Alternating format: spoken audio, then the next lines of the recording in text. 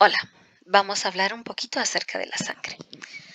La sangre tiene básicamente dos elementos importantes.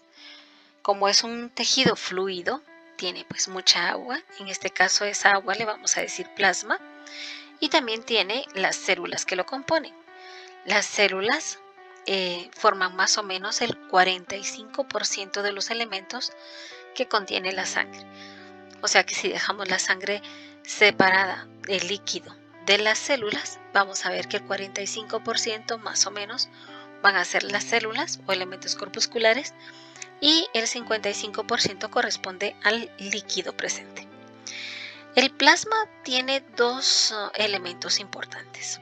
El líquido, propiamente dicho, que debido a que contiene algunos elementos, le vamos a decir que es el suero. Y estos elementos básicamente son agua, electrolitos, azúcares, proteínas y algunos lípidos que van en forma de lipoproteínas. Entre los electrolitos pues tenemos casi toda la tabla periódica, ¿verdad? Calcio, sodio, cloro, potasio, magnesio, manganeso y lo que se les pueda ocurrir. Oxígeno también, ¿verdad? Que a veces va libre. Y tenemos también a glucosa como el principal elemento, como azúcares. Y unas proteínas que son interesantes. Estas proteínas son interesantes porque ayudan a regular la presión oncótica. La presión oncótica es aquella que ayuda a que los líquidos estén dentro de los vasos sanguíneos y no salgan a los tejidos. Cuando salen a los tejidos producen edema y es cuando uno se hincha. Luego también tenemos estas otras proteínas. Estas otras proteínas vamos a dividirla en dos grupos, pero ya sabemos que son en general proteínas que ayudan al metabolismo. Una proteína que ayuda al metabolismo pudiera ser considerada como una hormona, como el ejemplo de la insulina y el glucagón, que son hormonas que ayudan a la regulación del azúcar en la sangre y de cómo lo aceptan los tejidos. Si hay insulina, el azúcar en la sangre se pasa a los tejidos, y si hay glucagón, pues sale de los tejidos de reserva y se va hacia el torrente sanguíneo. También sirven algunas proteínas de defensa como las inmunoglobulinas y las interleucinas, que nos ayudan a reconocer sitios donde necesitamos migrar células o bien hacer defensa directa. Otro de los elementos muy importantes para diferenciar cuando se habla de plasma y cuando se está hablando de suero es los elementos que ayudan a la coagulación. La homeostasia principalmente habla de los elementos de la coagulación y uno de ellos es el fibrinógeno. Cuando tiene fibrinógeno el líquido del suero, inmediatamente se convierte en plasma. Entonces una forma de reconocerlo es si el plasma se puede coagular, pues obviamente tiene fibrinógeno y si era plasma. Pero si el líquido que tenemos no se coagula, entonces únicamente es suero. Además del fibrinógeno que se convierte en fibrina, tenemos la protrombina que se convierte en trombina, que es una de las proteínas que ayuda a hacer el coágulo, y la tromboplastina, que también ayuda a regular estos procesos y están involucradas en la cascada de la coagulación. Ahora veamos las células presentes en este tejido. Principalmente estas células van a ser tres grandes grupos. Las células que se llaman eritrocitos, los trombocitos, que son las plaquetas, y los leucocitos. Eritrocito es una célula roja, eso es lo que quiere decir su nombre. Trombocito es la célula que hace coágulos y leucocito es una célula blanca. Generalmente las proporciones son por unidades, ¿verdad?, de los elementos que vamos a mencionar. Los eritrocitos están en 4.5 millones de elementos corpusculares dentro de 1 milímetro de sangre. Los trombocitos son alrededor de unos 300.000 por 1 mililitro y los leucocitos están oscilando entre 5.000 y 10.000. Por unidades, digámoslo así, los leucocitos son los más escasos. Los eritrocitos tienen un papel importante en nuestro cuerpo porque son los que llevan el transporte de oxígeno. Debido a ellos, o mejor dicho, gracias a ellos, la sangre puede llevar el oxígeno y recolectar el dióxido de carbono para expulsarlo a través de los pulmones. La proteína que hace esto se llama hemoglobina, y la hemoglobina está formada por 4 grupos hemo y una globina. Principalmente están en estas porciones del eritrocito. Debido a que es un disco bicóncavo, vamos a ver que tiene una porción más delgada en el centro que permite o favorece el intercambio gaseoso mucho más fácil. Como es la célula o el corpúsculo más abundante, siempre lo vamos a ver como de fondo en nuestras muestras sanguíneas. El eritrocito también tiene otras proteínas que son importantes y lo hacen ser distinguible de los demás. Por ejemplo, entre las proteínas estructurales tiene a la anquirina, actina y espectrina, que ayudan a dar la forma bicóncava, y entre las proteínas de la membrana integral van a estar la glucoforina, la proteína banda 3, y que esta sirve para regular el pH, y también algunas proteínas que son los marcadores específicos que nos brindan el grupo sanguíneo. A ver, los trombocitos son las plaquetas, y nuestras plaquetas están principalmente destinadas a crear trombos o tapones directamente dentro de las lesiones donde se dañe el endotelio, que son de los vasos sanguíneos. Principalmente recordemos que no son células porque no están elementos completos, sino que son restos de citoplasma del megacariocito, que es una célula gigante de médula ósea. Tienen 2 elementos principales: la granulómera, que contiene gránulos activos en el centro, y la hialómera, que es una porción periférica que es clara y que tiene gran cantidad de citoesqueleto, con el cual pueden ayudar a hacer una trama más densa. Aquí están las plaquetas. Vemos el centro, que tiene granulitos, que tiene 3 granulitos bien bonitos, y el resto alrededor que se ve hialino, o sea, se ve claro, no se le ve ninguna otra porción adentro. Así es como se mirarían en micrografía electrónica. Y ahora miremos los leucocitos. Estos leucocitos son las células que sirven para la defensa. Casi todas ellas tienen un papel importante, no en los vasos sanguíneos, sino fuera de ellos. Casi todas migran hacia el tejido conectivo y es ahí donde desempeñan su papel. Todas estas entonces sirven para la defensa. Vamos a ver que los granulocitos, o sea, las células que tienen gránulos adentro, los podemos dividir en 3 grandes grupos. Los gránulos que no se tiñen o se tiñen muy suavemente de un color rosado muy pálido, que se llaman neutrófilos. Los eosinófilos, que se tiñen de color rojo, o sea, que tienen afinidad por la eosina, y los basófilos, que se tiñen con colores básicos, así como la hematoxilina. Sin embargo, la hematoxilina eosina no es la tinción preferida para ver la sangre, sino que se utilizan otros elementos como GEMSA o la coloración de Wright.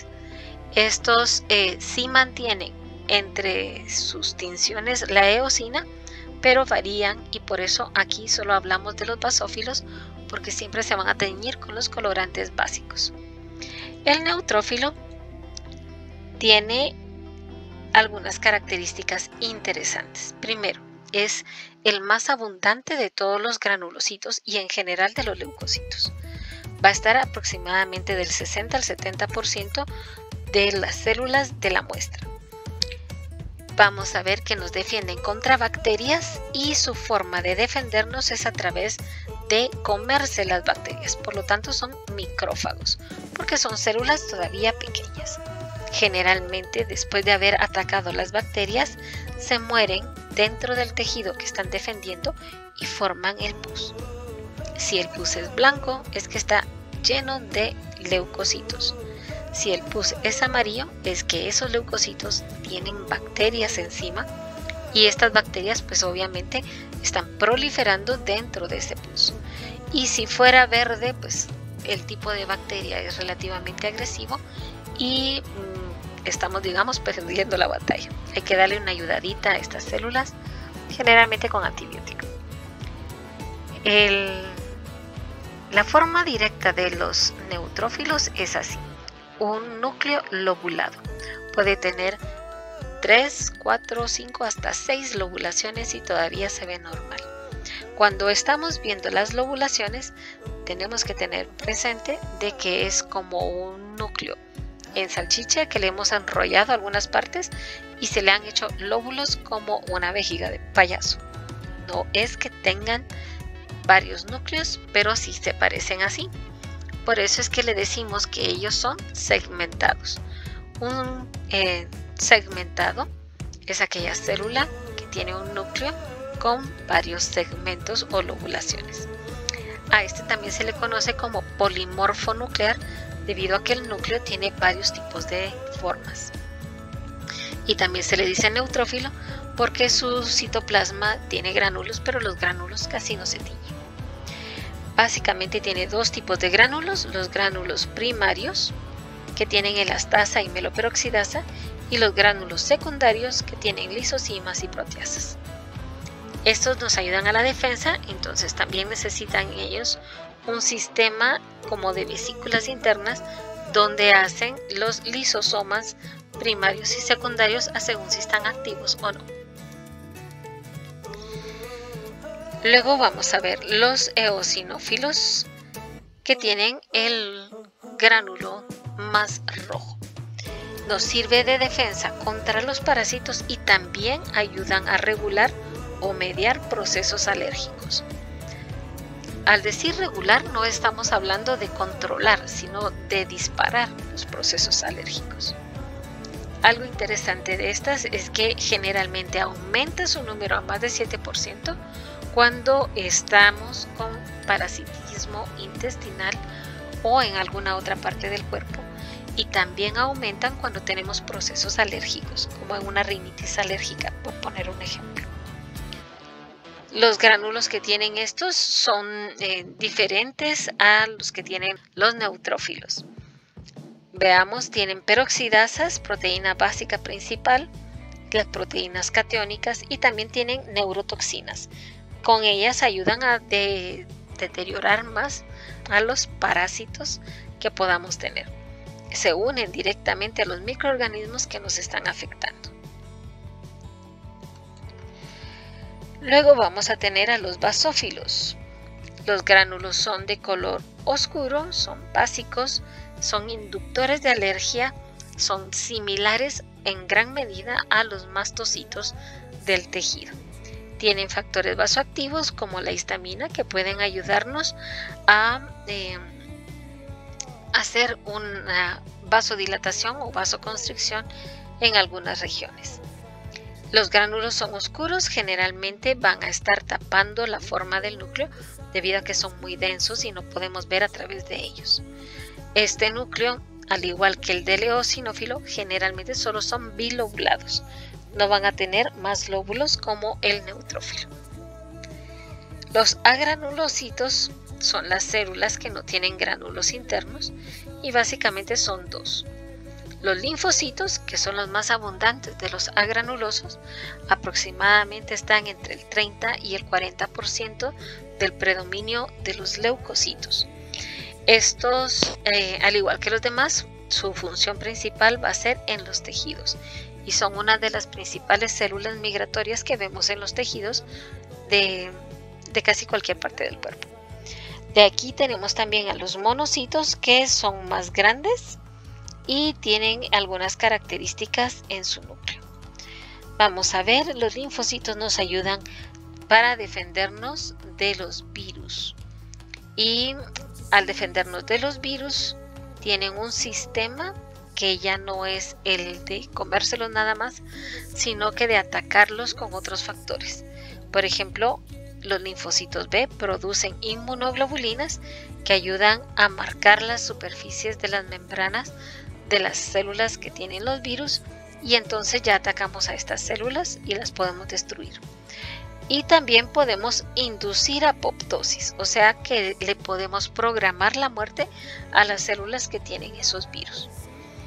Los linfocitos T y los linfocitos B no se pueden distinguir en un frote periférico, son idénticos. y sin embargo con otros marcadores podemos determinar que hay diferentes tipos de linfocitos T.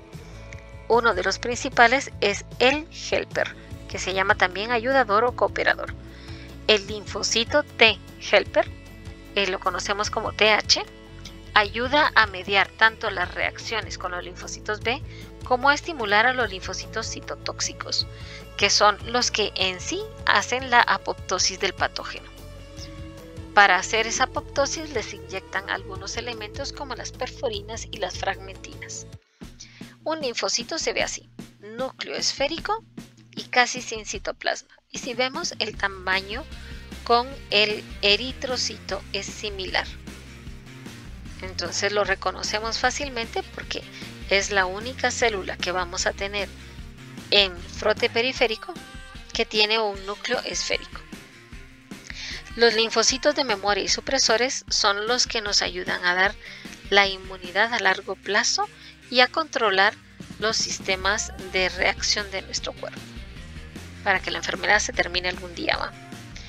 Los monocitos, lo importante aquí es que pertenecen al sistema fagocítico mononuclear, que habíamos visto que es una célula como el macrófago que está en todos los tejidos y nos ayuda a protegernos haciendo una limpieza y determinación de las demás células presentes y reconociendo los agentes que no son propios del cuerpo, destruyéndolos y después haciendo un trabajo de presentación que vamos a ver más a fondo la próxima semana.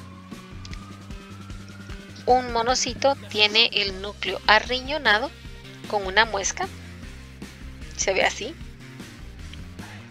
y al tener esa muesca pues vamos a identificarlo relativamente fácil. También se dan cuenta que es el tamaño más grande que los eritrocitos que tenemos alrededor. Entonces es una de las células más grandes que tenemos. Esta que se ve aquí gigante también es una plaqueta, es un trombocito. Y esta chiquita también. Así de variado pueden resultar los elementos citoplasmáticos de las plaquetas. Y bueno, ese es el repaso general de los elementos que conforman la sangre.